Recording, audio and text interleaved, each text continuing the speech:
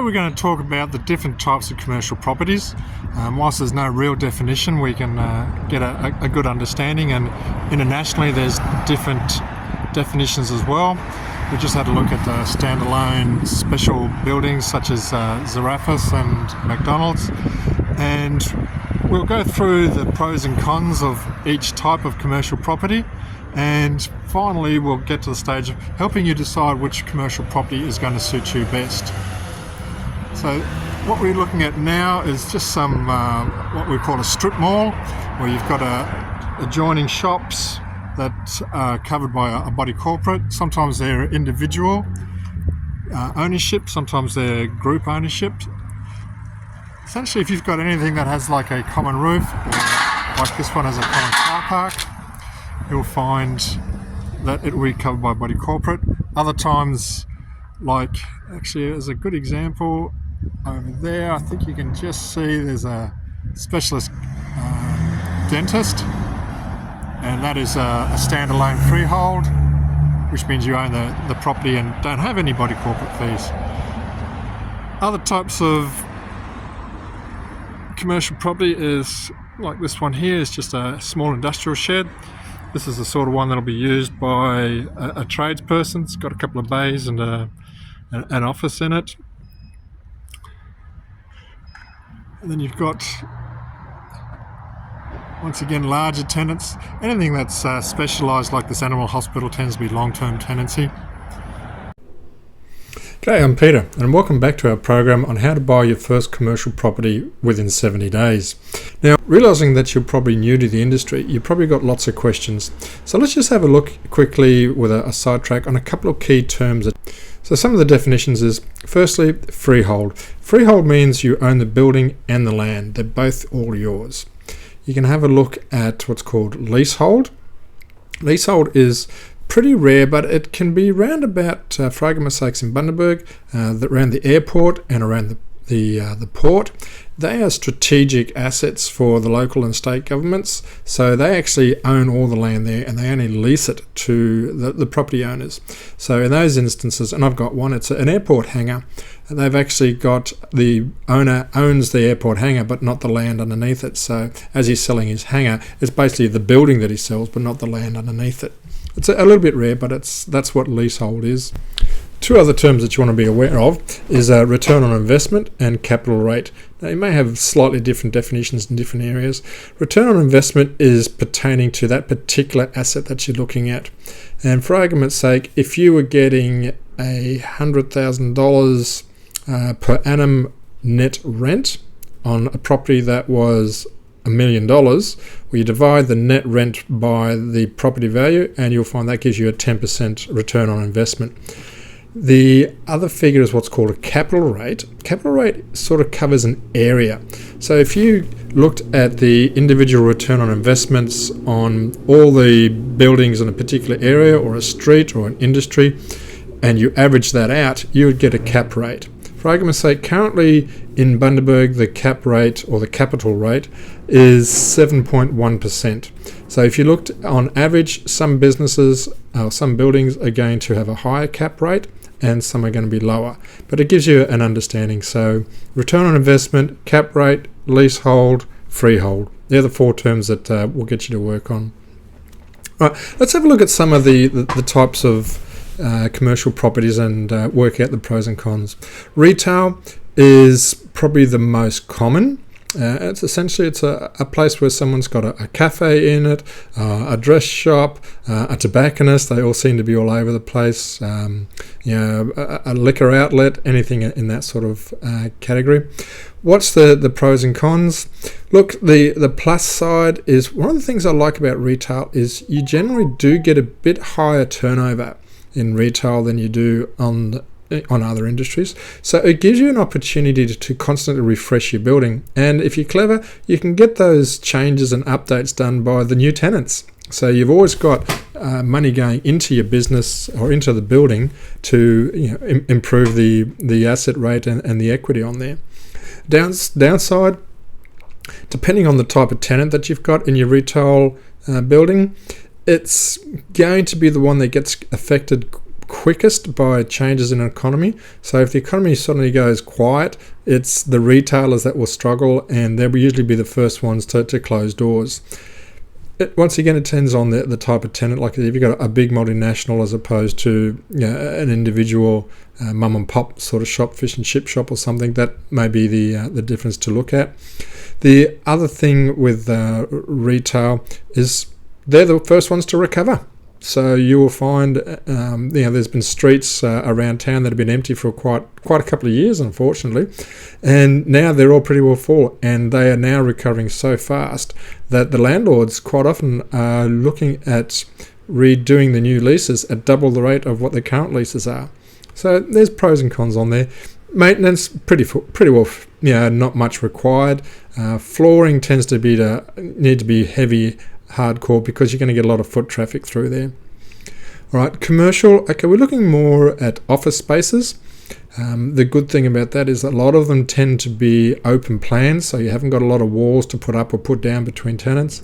They tend to be fairly stable and long term. Think lawyers, think accountants, think public service, think NDIS. Anything in that sort of space is a good sign. The downside on commercial, look, particularly if you're in a large building. I've spoken to one of my family members who's got a office in a complex with 200 other offices in Sydney, and he's just struggling to get it filled because there's quite a few that are needing to be leased and needing to be sold. So that is the fact that they can be in a high rise and all the same type, it's a large grouping makes it a bit of a downside on there. All right, industrial. Everyone loves industrial. Well, I do anyway. I mean, it's pretty rare to see me in work clothes. I'm usually in PPE as I'm walking around. Industrial, pretty well 4 walls. It needs to be bulletproof, a good roof, and then you just put something like an engineering firm or a transport company or something in there. There generally isn't a lot of maintenance on there. They tend to be low issue sort of type clients, and it's nice and solid. It's an easy one to understand. Okay, the downsides, look, when you're empty, you could be empty for a long time because generally they tend to be bigger space, and it's an aspect of not everybody's looking for big space, and they can be a little bit harder to offload particularly if they're untenanted. So that's the commercial side. In regional areas, you're looking at farming. Look, I don't do a lot of farm on there. Probably the upside is you need to have someone who knows how to run the actual farm as an aspect. If you can have things like water rights, you can pick up some value add on the price of the property. The other upside is if it's relatively near a suburban area, like when I used to live on the Gold Coast, we had a lot of dairy farmers around. It got to the stage that the land rates, which were tied to property value, just made it no longer viable for people to have farms on the Gold Coast. So they all went into land development and got motzes from it. So that's an upside. So the downside is, like I said, you need someone who knows what they're doing with farming. You can adjust it. It can be as simple as an open plan block of land, which is you can just have horses on there and rent the paddocks out. Now, farming, you could also tie that into, in America they call it open space. So you're looking at things like in Australia we call them caryards, or petrol stations, particularly for trucks. So it's basically a bowser in the middle of the property, and the trucks can drive around, or a truck parking area. The upside on that is it's pretty easy to put value add on those, and at a pace that suits you. I love the stories, particularly in the States, because they're a bit more advanced in this type of property than what we are. And they will initially have the block, and the big rigs will be able to park there, and then they build a shed so that the big rigs can rent out the shed space to do maintenance. And then they did a washing facility, and they can pay for the washing facility. They had a tyre disposal service, so the truckies were able to leave their tyres there, and everything was just a little bit extra as a value add. The upside on that also is it's bulletproof. You can't really do any damage to a block of dirt. watch out for diesel leaks, petrol, that sort of type stuff. Probably the only thing you need to be aware of in there. The downside, look, there's not that many of them available, and they do take a little bit of time to get set up. All right, looking at accommodation industries next. So you're looking at hotels, motels, caravan parks, camping grounds. They really copped a bad name during COVID because they almost all but collapsed because people weren't able to travel. And then, like everything in life, I tell people every boom follows a bust and every bust follows a boom. After the bust of the accommodation industry, it recovered, and they are absolutely making hay right now with huge turnovers. They're putting up the rent per night on the properties quite a lot. The upside on them, they do need a bit of maintenance, but that is the way that you increase room rate. So you just do renovations on a regular basis. You don't have to do all the sites or all the units, in one hit. You can phase them across and have some premium rooms as you do the rest. That enables you to constantly increase the value of rent of the business. Now, the downside is they do get a little bit old, so you need to be constantly aware, are you in an area where there's going to be a new motel being built up? Harvey Bay would be an example of that. The Sheraton has moved in there. There's a couple of other big name international brands, and they're starting to put a lot of pressure on the older motels that haven't done much. Having said that, that industry is doing a lot of turn in that a lot of the older motels are actually being turned into long stay accommodation, almost like a backpacker's property. So low maintenance and just constant rent going through there. So like every industry, you've got flexibility to run with. Warehouses. Okay, in that you could also have like information centers, data centers, the likes of that. Starting to think scale now. So the places where you might find a BCF, a Bunnings for argument's sake, they can be all steel or they can be what we call concrete tilt slab, where they basically have the concrete, they tilt it up and then put a roof on it, very quick to install. Good things about that, bulletproof. You often get longer leases on warehouses because people will usually have to set up a fair bit of infrastructure, particularly if it's a data center or something like that. The downside, you need a lot of land, it's a little bit hard to get them, and it really is starting to get into the world of the enterprise. So it's the big corporate players who buy those sort of properties. It makes it a little bit harder for do-it-yourself investors like us. So that's an area. But you can get smaller warehouses to fit budgets, and you'd be surprised. You get yourself a block of land and you can chuck up a warehouse quite easy in all sorts of places. You need to be very much aware of if it's something that has a lot of inwards and outwards goods. You need to have good road access, and you need to have ability for trucks to get in and out, and recognise that there's all different types of trucks and they're getting bigger. Finally, let's talk about specialist buildings. All right, we mentioned like McDonald's, so you've got the corner blocks. They can be for service stations, they can be for food outlets in particular, anything that needs a high traffic area. The upside on that is if you get a decent long-term tenant, they are there for a long time. You're not going to have many months where you don't get your rent coming in. The downside on it is they know that they're a premium customer. You're not going to get the return on investment that you normally do. Quite often it can even be less than what you would if you had a tradie in your premises. All right, so how do you work out what you want to do? Probably a couple of things. As I mentioned the various categories, you probably cringed on a couple of oh no, I don't like that, don't like farming, I don't need, and others go, oh yeah, I like that one, could be interesting. Use your gut feel as your first indicator, because if you're passionate about something, you'll have more energy and you'll make it work.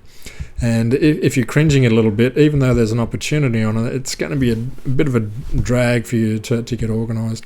The second thing is have a think about where your natural skill set is.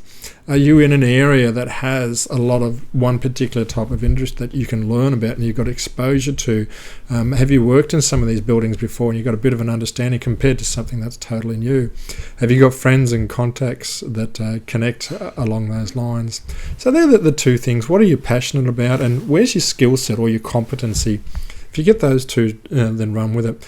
My final advice on picking out which property to look for is have two, because quite often if you're in a particular area, there's only so many motels in a particular suburb, so don't limit yourself to something that's a very small bucket.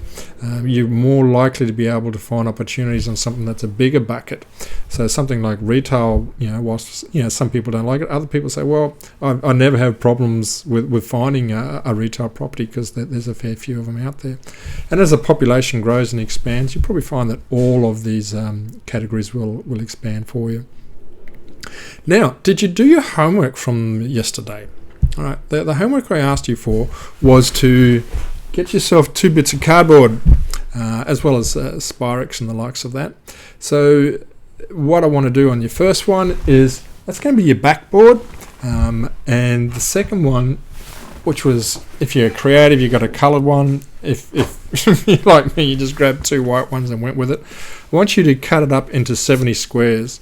And then, yep, surprise, surprise, put your numbers on each particular square. Bang, 3. And then I want you to, what you can do is have some fun, is get yourself a picture of maybe of a building that you like, and get it blown up to like an A3 size, so it'll cover like most of the diagram there. And then cover that picture with the numbers. So you might put a 1 there. I mean, if you're OCD organised, then you can put the numbers top left to top right and the likes of that, and they can all be nicely cut. Or if you're like me, you can put the numbers everywhere, and essentially you'll be covering the picture that you go with. Now, I'm not going to spend the next 10 minutes showing you how to do this, but you get the rough idea. And what you're going to have at the end is your whole picture will have 70 numbers on there. It's not a rocket science, you know what you're going to do. So we finished yesterday's work. So if you've done all your action items from yesterday, you can peel off that first number, and that'll reveal a little bit of the picture that you have there. And by the end of today, I want your homework for today is finish off getting this set up, get yourself a picture to put on there, and then cover the picture with the numbers, and have a think about the 2 types of commercial property that suit you. When you've done that, you can take off number 2. That's sort of like really good for achievement focused people. You can see how much you've got and how much you've got to go there. And life's supposed to be fun. Use coloured crayons and textures like I do, and just enjoy it. All right, until tomorrow, take care and God bless.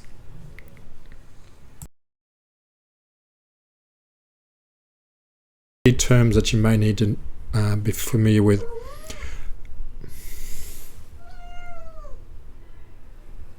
You okay there?